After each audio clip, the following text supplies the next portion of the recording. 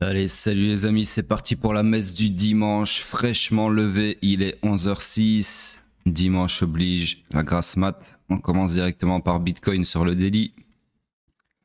Donc, structure swing toujours haussière, structure interne toujours haussière également, order flow toujours haussier également. Nous sommes toujours donc à la recherche de long selon un de mes deux scénarios ici présent tracé en bleu. D'accord, donc rien ne change.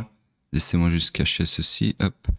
Rien ne change, on est toujours fully aligned à la hausse et espérons que on parte vers l'accomplissement de la destinée swing, c'est-à-dire le run du week high ici, et qui est nouvelle all-time high. Sur ce, on passe sur le H4. Le H4 que je dézoome, structure swing toujours haussière, structure interne toujours baissière. L'order flow vient de se retourner à la hausse ici, d'accord. Donc, c'est moi juste cacher ceci. Ouais, quoique, après. Donc, structurellement, on est de retour dans le high pullback qui peut aller maximum jusqu'au haut protégé du swing pullback, d'accord. Donc, on cherche des longs à présent. Alors, ceci, je pense que ça appartenait... j'en sais rien en fait, mais c'est pas très grave. Mais je pense que ça appartient au M15. En tout cas, celui-ci. C'est moi donc cacher ça. Hop. Voilà. Donc, dans ce price action extrêmement non volatile, extrêmement efficient, eh bien, il n'y avait rien à faire pendant plusieurs jours, je pense. C'est quoi, 25? Ouais, ça fait 4 jours en gros. Là, 4 jours, 3 jours et 16 heures. Il ne se passe absolument rien, qu'on est dans un genre de range ici, comme ceci, une accumulation, appelez ça comme vous voulez, qui vient de rechoquer à la hausse. Donc là, on peut chercher des longs par rapport à l'order flow. Le problème, c'est que, comme avec l'order flow précédent qui était baissier, il est maintenant haussier, mais il n'y a toujours rien à long, puisqu'il n'y a toujours pas de volatilité. Et s'il n'y a pas de volatilité, eh bien, on ne saurait pas laisser des POI à long ou à short, d'accord? Donc, la seule chose que j'espère, entre guillemets, là maintenant, c'est que, par exemple, la bougie suivante clôture comme ceci, en laissant un FVG comme ceci, d'accord, VG, tac, et que donc on puisse avoir un scénario de long comme ceci, ok. Et pour le moment, rien de tout ça. Pour le moment, order flow haussier, clôture dans 2h50, donc absolument rien à faire, ok. Donc, c'est tout pour le H4, on passe sur le M15. Donc le M15 qui est toujours dans cette énorme structure swing haussière, ici, haussière. La structure interne, eh bien, c'est toujours la même, toujours baissière ici, d'accord. Donc, l'order flow étant haussier, nous sommes pour le moment dans le high pullback qui peut aller maximum jusqu'au haut protégé du swing pullback, ok.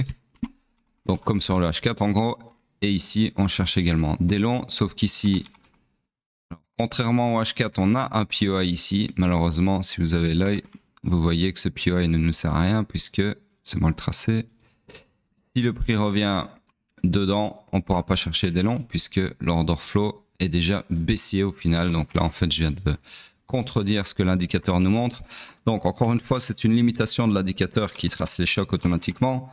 C'est-à-dire que là, si vous suivez le price action, le prix, donc la bougie plutôt, en cours a d'abord cassé à la hausse, donc créant un nouveau plus haut, et sur la même bougie, elle a recassé à la baisse. Donc là, normalement, notre choc, il est baissier, il est ici. Ok, donc ça, c'est faux.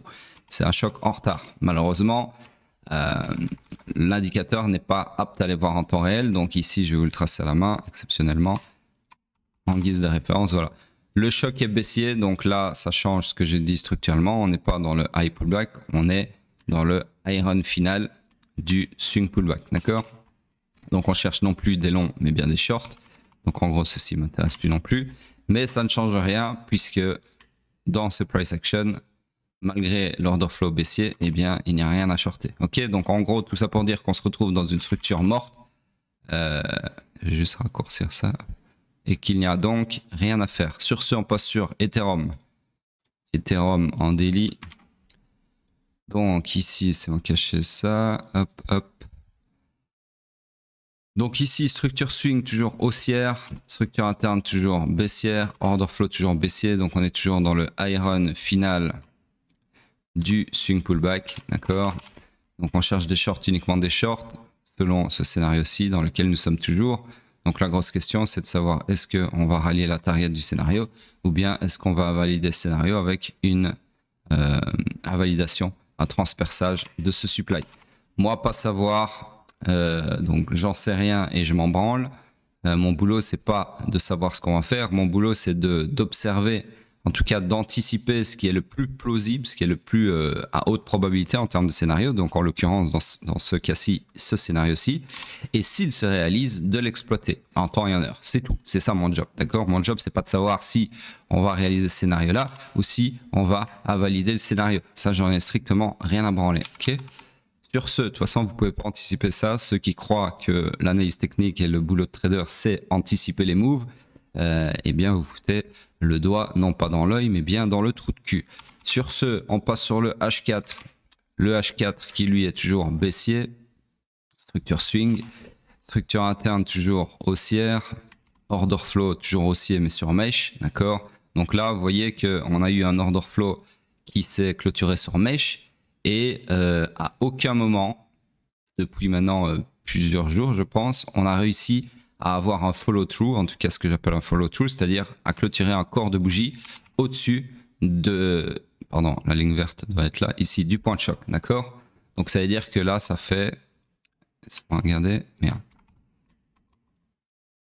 Hop. Ça fait exactement 2 jours et 4 heures qu'on n'arrive pas à clôturer une bougie, un corps de bougie au-dessus du point de choc. En vert, d'accord, enfin en bleu ici maintenant. Donc c'est malheureusement un choc qui est pas très pertinent, mais ça fait également 2 jours et 4 heures qu'on n'arrive pas à retourner l'order flow à la baisse non plus, d'accord.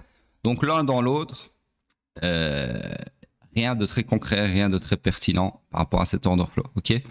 Sur ce, tout ça pour dire quoi? Tout ça pour dire que par rapport à l'order flow, comme je vous l'ai expliqué, je pense hier, eh bien, nous sommes étant dans une structure interne haussière qui a fait le maximum d'amplitude de ce qu'elle pouvait faire en termes de high pullback et qu'elle a été également sweepé le lot protégé ici, d'accord?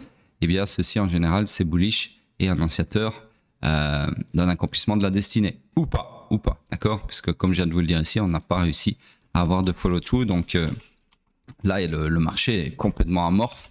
D'ailleurs, ça me pousse à regarder ce qu'il y a comme news la semaine prochaine. Je vais aller sur un autre écran et je vais regarder et vous dire ça. Donc, semaine prochaine, next week, tac. C'est une blague. Attendez 2 secondes. Ah oui, non, ok, j'étais sur le mauvais truc. Ah bah oui, d'accord. Donc, il y a un discours de Powell mardi. Jeudi, c'est Independence Day, donc c'est bizarre ça. Ah oui, ok, d'accord. Donc, alors, jeudi, c'est un jour un peu bizarre. C'est-à-dire que c'est un jour de férié, c'est le jour de l'indépendance américaine, ouais, le 3 juillet.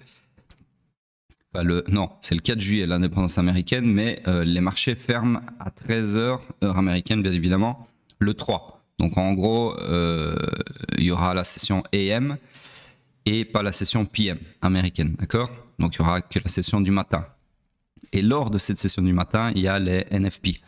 Donc à mon avis, d'ici jeudi prochain, donc vendredi c'est congé, un jour de l'indépendance, et jeudi AM, donc jeudi matin heure américaine bien évidemment, c'est l'NFP, donc non-farm payrolls, et ça c'est une news qui va à coup sûr faire trembler les marchés dans un sens ou dans l'autre, si on l'a pas eu déjà en début de semaine avec le discours de la Fed, en tout cas je sais plus comment on dit en français, enfin du chair, hein, du chairman Powell, Jérôme Powell, mardi. D'accord. Donc en gros, semaine qui vient, mardi, c'est quand? Ouais, c'est mardi AM.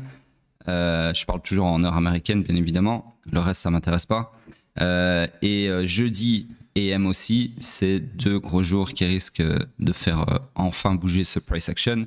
Si on n'a pas un début de volatilité ce soir, hein, comme il aime bien faire le marché le dimanche soir, en tout cas Bitcoin, etc. Donc on va voir. En tout cas, je reviens sur mon écran. Donc, je sais plus ce que je disais, mais je pense que c'est tout pour Ethereum. De toute façon, en gros, il n'y a rien à faire, d'accord? Structure morte, order flow aussi et tout ce que vous voulez, mais il n'y a pas de POI. Allons. Sur ce, rien de plus à dire sur Ethereum. Alors, ce qu'on peut aller voir, c'est la paire. Parce que je l'ai regardé hier soir avant de dormir. Ici. Donc ici, rappelez-vous, sur Twitter, si vous allez voir mon dernier post concernant cette paire, je vous avais tracé un scénario comme ça, que j'ai effacé entre-temps. Pourquoi? Pas le tweet, hein, le scénario. Je n'efface jamais aucun tweet. Parce que on a choqué à la baisse, d'accord? Malheureusement. Donc on a choqué à la baisse après avoir récupéré un tout petit peu de liquidité ici, d'accord? C'est vraiment minime. En tout cas, la mèche, hein, je parle. Et là, si on clôture comme ça dans 14 heures, eh bien, je vous le donne en 1000, on va avoir un supply ici à shorter, d'accord? Donc ça, bien évidemment, ça nous donnera un scénario comme ceci, ok? Donc, il est possible, malheureusement, que Bitcoin reprenne du galon par rapport à Ethereum, ou vu dans le sens inverse qu'Ethereum reperde du galon par rapport à Bitcoin, ou pas, d'accord? Ça va dépendre de la clôture d'aujourd'hui. Donc là, pour le moment, je peux pas vous tracer ça, mais en tout cas, si on clôture en laissant ce FVG de merde ici, c'est à ce à quoi il faudra s'attendre, ok? Voilà, donc pas terrible sur Ethereum. Alors je vous rappelle qu'ici, on a toujours une énorme poche de liquidité qui fait office d'inducement vers ma demande mensuelle qui est ici en vert, d'accord? Donc pour moi, ça, ce sera vraiment, si on y va un jour, hein, j'ai pas dit qu'on allait y aller, ce sera vraiment le point de non-retour pour Ethereum. C'est-à-dire que si un jour on va là et qu'Ethereum, il branle que dalle, et franchement, ça pue, ok? Parce que ici, là, pour le coup, je sais pas ce qu'on devrait aller chercher en dessous. Parce que là, on retourne carrément on irait chercher des niveaux qui datent de 2017, carrément, début 2017, fin 2016. Donc, tendu, d'accord? Donc moi, personnellement, j'espère vraiment que par la force du Saint-Esprit, on va avoir... Oups, mauvais outil. On va avoir une remontada de fou sur cette paire, d'accord? Manifestons-le ensemble, traçons cette bougie verte. Ça, c'est ce qui s'appelle manifester les choses, les amis. C'est quelque chose que je pense la plupart des gens snobent complètement, mais je vous assure que ça fonctionne. Donc en manifestant cette bougie d'enculé de remontada de ouf, j'espère que c'est ce qu'on va avoir, d'accord? Donc en gros, ici, si on a ça, là ça va être super pour Ethereum, bien évidemment, puisqu'on repassera sur un order flow haussier à la cassure ici, hop, ok. Mais si on clôture avec un FVG, là c'est à mon avis beaucoup moins intéressant pour les holders d'Ethereum. Sur ce, c'est tout ce que je voulais vous montrer là-dessus. On passe sur... c'était quoi? C'était Hype en daily. Hop. Ah oui, il y a la paire du dimanche, faut pas que j'oublie. Alors, Hype qui continue d'avoir son petit momentum haussier malgré mon scénario baissier. Donc je ne vous refais pas toute l'analyse, hein, je l'ai faite pendant toute la semaine, il ne se passe pas grand-chose. Donc en gros, ici, on attend de voir si le scénario va continuer à se réaliser ou si on va au contraire à valider ce supply, d'accord? En tout cas, le premier segment du scénario s'était réalisé au poil. Et là, on attendait ça, qui avait commencé à se réaliser ici, sur les 3 jours ici, on va dire. Mais là, les 2 derniers jours sont plutôt bullish. Donc, on se réengouffre dans l'extrême premium du supply ici. Donc, à voir si c'est pour aller, par exemple, je sais pas, chercher la liquidité ici pour alimenter le scénario. Ou bien, est-ce qu'on va valider tout simplement mon supply, d'accord? Bref, Mystery Boule de Gomme, pour le moment, toujours le même scénario, rien de plus à dire. On passe sur le H4 qui va lui nous donner peut-être un peu plus d'infos par rapport au daily. Donc, structure swing baissière. J'agrandis d'ailleurs cette structure qui devient un peu trop petite. Hop. Structure interne qui est, laissez-moi regarder ici, toujours haussière, d'accord? Et d'ailleurs, on est en train de potentiellement clôturer un corps de bougie au-dessus du week high ici interne. Et donc de perpétuer cette structure interne à la hausse ou pas. Non, on le saura dans 2h38 minutes. Donc en gros ici toujours haussière ici et order flow retourné à la hausse maintenant, d'accord? De mémoire, ouais. Hier il était baissier, ok? Donc là on est dans le high run final, d'accord? Donc comme je viens de le dire, destination accomplissement de la destinée interne avec le run du week high interne, du swing pullback, ok? Donc en gros, on cherche des longs. Ça tombe bien parce que ici, on n'a pas non un, mais bien deux POI. Enfin, il y a un deuxième qui est en train de se confirmer. Donc le seul qui est confirmé, c'est celui-ci. L'autre, je ne vais pas encore le tracer puisque la bougie n'est pas clôturée. Donc en gros ici, laissez-moi vérifier un truc. Ouais, on peut tracer ce magnifique scénario. Et comme à son habitude, à mon avis, notre petit hype, il ne va jamais revenir en gare. Et donc la target du scénario, bah, c'est simple, vous avez l'embarras du choix, encore une fois, c'est soit la poche de liquidité ici, avec ce haut significatif, soit la poche de liquidité ici, soit le supply, le prochain supply ici, d'accord, soit le supply dans l'extrême premium de la structure baissière ici, d'accord. Donc personnellement, sachant qu'on est dans le swing pullback, ok, oups, merde, putain, petite seconde. Hop.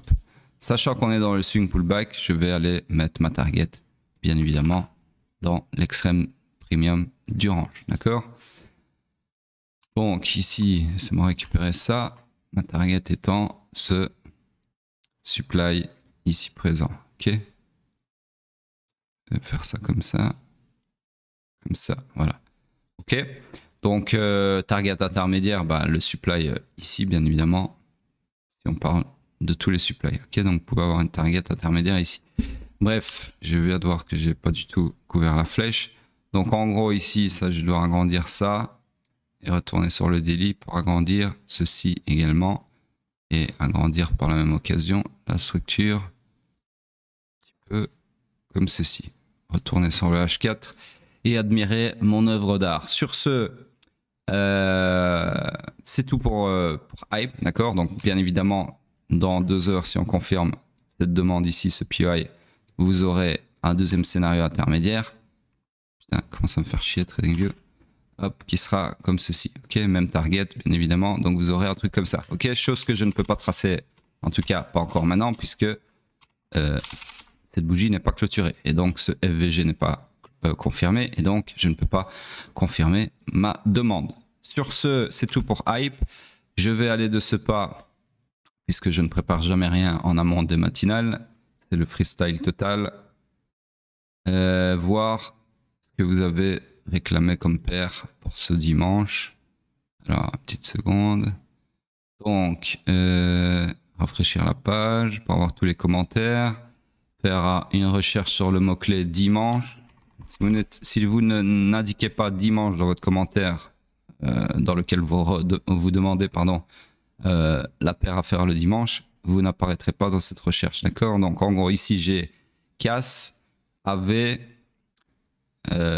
bon il y a un mec qui a complètement spammé AV. Je rappelle que ça sert à rien de spammer plusieurs fois la même paire parce que je vois vos pseudos, donc je sais que ça émane de la même personne et ça ne compte que pour une fois, d'accord. Aéro, Aéro suit. En fait, il n'y a jamais aucune paire qui se répète. Doge. Voilà, c'est tout. Donc en gros, écoutez, vu qu'on est dimanche, que c'est le jour du Seigneur, je vais faire Ave puisque Ave Maria. Donc Ave, laissez-moi revenir sur mon graphique. Ave, en plus on a une petite inside joke avec Ave sur le VIP. Donc voilà, on va faire cette paire-là. Ça n'a aucun rapport, je sais, mais je tenais à vous le dire. Sur ce, hop, AV, Binance, en mensuel, hop, je vais effacer tout ce qu'il y avait. Hop, voilà. On part sur un graphique complètement nu, à poil. Et donc malheureusement ici, attendez, je vais quand même regarder sur...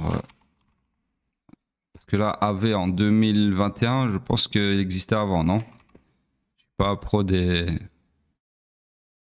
paires comme ça, mais on va aller voir si on a un peu plus d'historique. AV, autre part, sur Coinbase par exemple. Ah voilà, sur Coinbase il y a un peu plus, ouais, quoique c'est pas... Ah bah si, sur Coinbase c'est mieux, pourquoi? Parce que on a au moins une... Non, on n'a même pas de structure non plus, je raconte n'importe quoi. Bon, bah c'est pas grave, on va le faire sur Coinbase quand même. Je pense qu'on n'aura pas mieux. Donc sur ce, ici, bah malheureusement, il n'y a pas de structure puisque tout ce price action ici, qu'on a depuis des années, il est compris entre le bas et le haut de cette jambe de hausse, d'accord? Donc tant qu'on n'a pas un zigzag, je peux pas vous mettre un break de structure, et si on n'a pas de break de structure, il n'y a pas de structure, hein? Donc voilà, en gros ici je peux pas vous tracer de structure, je peux pas vous tracer de BOS. Par contre, je peux vous dire que l'order flow là tout de suite maintenant est baissier. Par contre, comme vous le voyez, l'order flow il a été fait sur mesh, et ça fait 2 mois, on est sur quoi là? Ouais, du mensuel, ça fait 2 mois qu'on n'arrive pas à avoir un follow through, c'est-à-dire un corps de bougie qui clôture sous le point de choc ici, d'accord, en vert.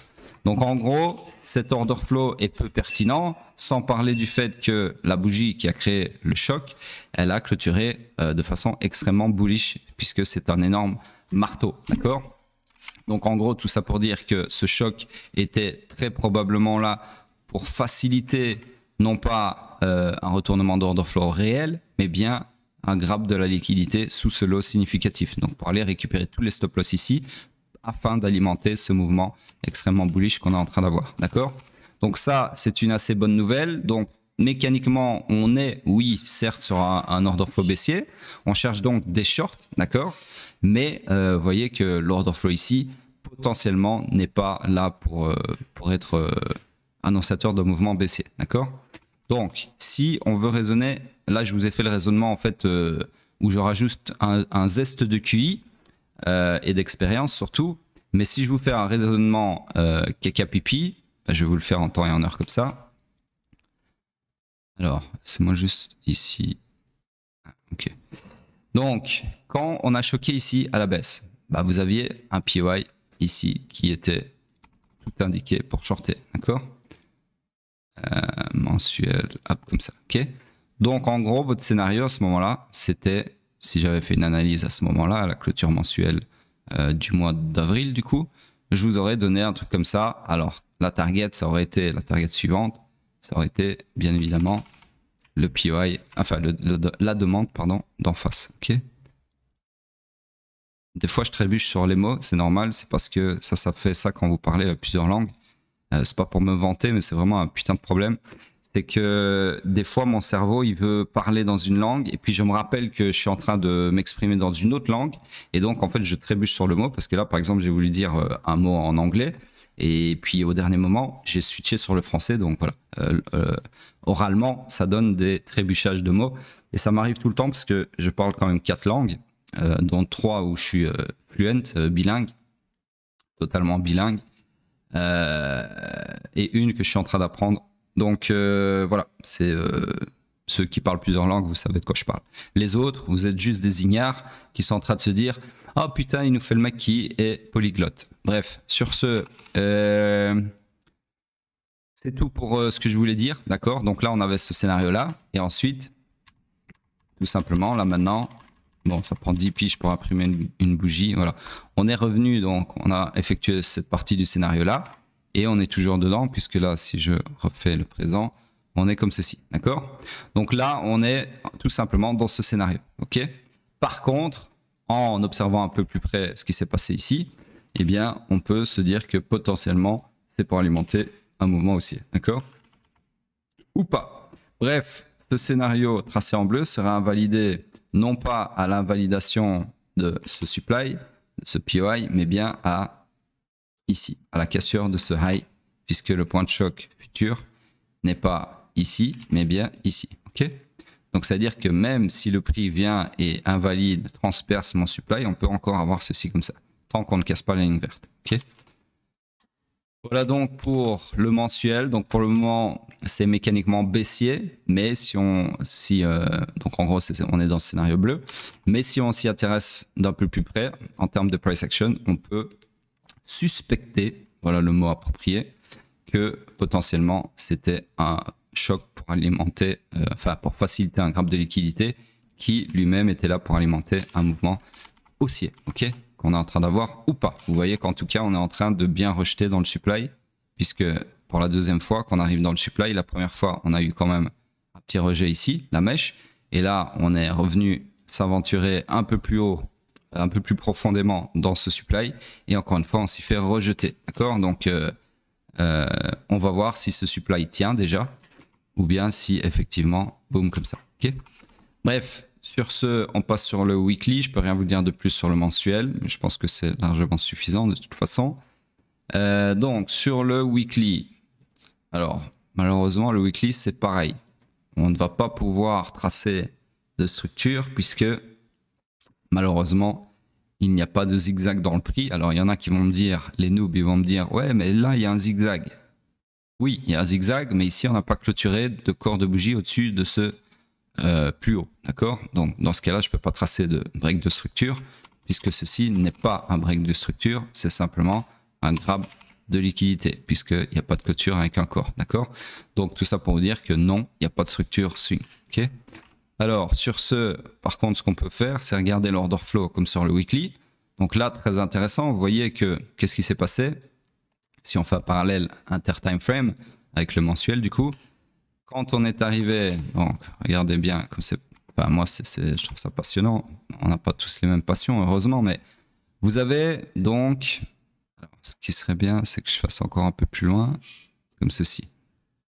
Donc ici, rappelez-vous, bon, on ne le voit pas ici, mais je vous garantis qu'ici, vous avez votre choc mensuel également, qui est confondu avec le choc weekly, d'accord? Donc c'est ici où on fait la mèche sur le weekly, d'accord? Et qu'ensuite on va voir, je vous la trace quand même, cette bougie marteau sur le weekly, d'accord? Le mensuel, pardon. Donc en gros, ici on est baissier, ok? Ensuite, qu'est-ce qui se passe? On a, bon c'est chiant parce que chaque fois ça prend 10 piges pour imprimer une bougie. Voilà, on a un retournement de l'order flow à la hausse. Donc à ce moment-là, on peut se dire que si on observe le scénario qu'on a déjà tracé à ce moment-là, hein, que je peux même vous faire apparaître pour plus de facilité. Voilà, c'est ça que je vais faire, ça va être encore mieux. Voilà. Donc en gros, quand on a ce choc aussi ici, enfin, je vais même faire encore mieux que ça. Désolé, hein, mais on essaye d'être intéressant. Donc en gros, ici, si vous pensez au mensuel, d'accord? Sur le mensuel, on vient de choquer à la baisse, donc pareil que sur le weekly. Et donc, on vient tracer sur le mensuel, je rappelle, ce scénario-là, puisque on a confirmé ce supply-là, ce POI-là, d'accord? Donc, sur le mensuel, on a ce scénario-là, ok? Qu'on vient de voir juste avant. Et si on descend sur le weekly, là où on est maintenant, eh bien, qu'est-ce qu'on peut voir? On peut voir que, une fois que vous avez tracé votre scénario mensuel, eh bien, vous avez l'order flow weekly qui se retourne à la hausse. On peut se poser la question, pourquoi est-ce que cet order flow qui était baissier se retourne soudainement à la hausse? Bah, potentiellement pour favoriser la mitigation, donc le premier segment de mon scénario en bleu, d'accord? Mitigation vers ce supply mensuel, ok? Et donc c'est ce qui se passe. Le choc, donc le retournement d'order flow à la hausse est bien là pour favoriser la mitigation qui se produit ici, d'accord? Et ensuite, qu'est-ce qui se passe? Alors là, je ne sais pas, on va voir. Donc on continue de s'enfoncer dedans. Voilà. Et ensuite, on retourne l'order flow à la baisse, d'accord? Donc à ce moment-là, qu'est-ce qu'on peut se dire? Pourquoi est-ce que l'order flow qui était haussier se retourne à la baisse sur le weekly? Eh bien, c'est probablement pour favoriser l'entrée dans ce segment, ce deuxième segment du scénario mensuel. Donc en fait, une fois que l'order flow haussier a permis au mensuel de revenir faire une mitigation de son supply, eh bien, il se retourne à la baisse pour permettre au mensuel potentiellement d'accomplir le scénario qu'on a tracé. Vous voyez, c'est à ça que sert non seulement les order flow, mais également les analyses inter-time frame, d'accord? Multi-time frame. Donc ici, on va voir ce qui se passe. Qu'est-ce qui se passe? Ben voilà, on est toujours dedans, ok? Donc en gros, c'est comme ça qu'il faut lire le weekly, le price action sur le weekly, et plus précisément les changements d'order flow pour interpréter ce qui se passe sur le mensuel. Alors, je dis pas que c'est ce qui va se passer, parce que là, effectivement, en l'occurrence, pour le coup, on a une belle remontada en cours. Donc, si ça se trouve, l'order flow baissier ici va se retourner à la hausse. Donc, le point de choc futur, il est ici, si on casse ici, d'accord? Et là, à ce moment-là, on pourra se demander, est-ce que c'est pour aller juste un peu plus profondément dans mon supply, pour ensuite partir, ou bien si c'est pour invalider mon supply, d'accord? Ça, on ne sait pas et on ne le saura que quand ça arrivera. En tout cas, la chose que je regarde ici, c'est que ce choc baissier n'était pas sur mèche et en plus de ça, il n'a récupéré aucune liquidité puisque la liquidité la plus proche était ici. Or, la bougie ici s'est arrêtée là. Donc là, on peut clairement pas parler de faux choc pour récupérer de la liquidité pour alimenter un mouvement haussier, puisque c'est pas du tout ce qui s'est passé. Ok. Donc là, on a dans tous les cas un vrai choc qui est pertinent. Maintenant, c'est pas parce que c'est un vrai choc qui est pertinent, qui a clôturé sur corps, qu'on ne peut pas par derrière rechoquer à la hausse comme si de rien n'était. D'accord. Je vous rappelle que le marché fait ce qu'il veut. Sur ce, nous, on a juste essayé de développer un système. Alors, c'est pas moi qui l'ai inventé, hein, bien évidemment. Comme vous, j'ai eu des mentors. Hein, donc ceux qui sont mentorés par moi, forcément j'ai eu des mentors. Hein, je ne suis pas venu au monde et puis j'ai appris tout et j'ai réinventé la roue et puis je vous l'enseigne. Jamais je n'oserais vous dire ça. Tous ceux qui ont quelque chose à enseigner, en général, je dis bien en général, ils ont eu eux-mêmes appris de quelqu'un d'autre. C'est comme vos professeurs d'université ou peu importe. C'est pas des mecs qui ont la science infuse, d'accord? Et c'est pas des mecs qui ont de leur côté refait leurs expériences en chimie ou en physique ou en ce que vous voulez pour vous l'enseigner. Non, eux-mêmes ils ont appris d'autres professeurs, d'accord? Bah ici c'est pareil. Forcément j'ai été formé par d'autres traders, par d'autres analystes. Et alors ce qui est bien en trading, c'est que on ne reproduit pas, même si vous êtes formé par un mec, vous n'allez pas trader comme lui, d'accord? Parce que le trading, c'est tellement personnel, c'est tellement sujet à la psychologie de chacun que vous allez à chaque fois devenir un trader à part entière, unique, ok? Donc ça, c'est assez intéressant dans le métier. C'est que tous mes élèves, il n'y en a aucun qui a le même profil, d'accord? C'est tous des traders différents. Ils ont tous le même edge à peu de choses près, c'est-à-dire que le squelette de leur skill de trader est le même, puisqu'ils viennent tous de mon école. Par contre, ils ont développé, si on prend un arbre, le tronc est le même chez tous les élèves, mais le feuillage est différent chez chaque élève parce que au fil du temps, chacun va adapter ce que je lui enseigne à sa façon afin de former son propre edge qui est unique, d'accord, et surtout qui est adapté à son profil psychologique. C'est ça le plus dur en trading. C'est apprendre une stratégie profitable, c'est pas compliqué. Il y en a sur YouTube gratuitement, il y en a partout, d'accord. De nos jours, surtout avec l'accès à l'information, etc. Apprendre une stratégie profitable, c'est pas compliqué. Ce qui est compliqué, c'est de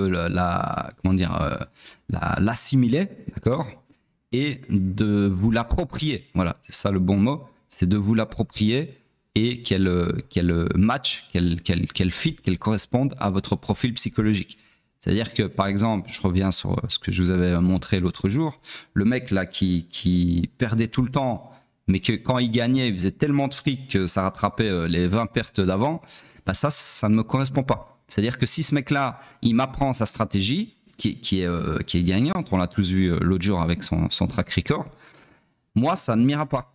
Et ça se trouve, je serais perdant avec cette stratégie parce que mon profil psychologique ne correspond pas à cette stratégie qui est perdante elle est gagnante sur le long terme, mais elle a un taux de réussite qui est ridicule. C'est-à-dire que le gars, il perdait de mémoire presque 8 trades sur 10. C'est-à-dire il gagnait que 2 trades sur 10. Et sur le long terme, il était extrêmement profitable. On l'a tous vu.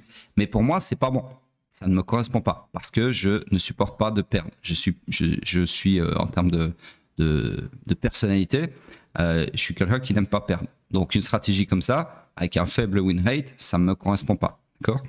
Bref, fermeture de la parenthèse. Donc, je pense que j'ai tout dit sur c'est quoi cette merde ? AV.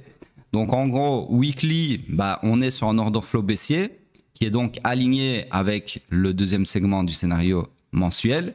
Mais malheureusement, comme vous le voyez ici, non seulement on a une remontada, mais en plus de ça, on n'a pas de POI en vue. D'accord ? Puisque dans ce price action, ici, on n'a rien à shorter, d'accord? Donc on cherche des shorts, mais il n'y a rien à short sur le weekly, malgré le fait que sur le mensuel, on s'attende à ceci. Okay, donc voilà, pour AV, pour les holders, votre gros point d'intérêt, c'est d'attendre qu'on choque à la hausse ici. Et là, ce sera potentiellement un très bon signe que le scénario mensuel ne va pas se réaliser et qu'on va peut-être, je dis bien peut-être, invalider ceci. Et puis peut-être, encore une fois, avec un gros P, choqué à la hausse, d'accord? En tout cas, voilà, sur le mensuel, c'est mécaniquement bearish, mais il y a une suspicion de bullicité par rapport à ce que j'ai expliqué ici, grappe de liquidité, faux choc, machin.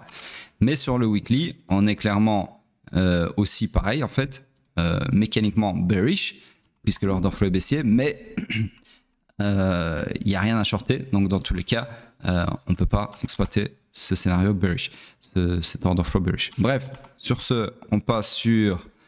alors je sais même plus si j'ai fait hype, mais je pense bien. Oui, si j'ai fait hype.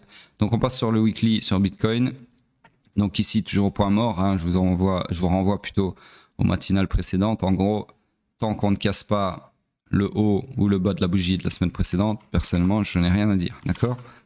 Dans tous les cas, par défaut, on est toujours dans ce scénario ici, et plus précisément dans ce segment-là, puisque pour le moment, c'est remontada, d'accord? Donc sur ce, c'est tout pour le weekly. On regarde vite fait la dominance. La dominance ne fait pas grand-chose de spécial pour le moment. Donc sur ce, laissez vos commentaires. Laissez vos commentaires. Le Seigneur vous regarde, le Seigneur vous observe. Et le Seigneur, c'est pas moi, hein, c'est le karma. Donc en gros, vos commentaires et puis retweetez le tweet annonciateur de la matinale, très important pour continuer à envoyer des gens sur cette chaîne et la faire grandir pour votre plus grand bonheur, puisque tout ceci, je le fais pour vous, pas pour moi. D'accord? Là, je vais encore passer 36 minutes au saut du lit un dimanche matin. Donc, il y a un moment, les amis, il faut retweeter. Sur ce, à plus tard.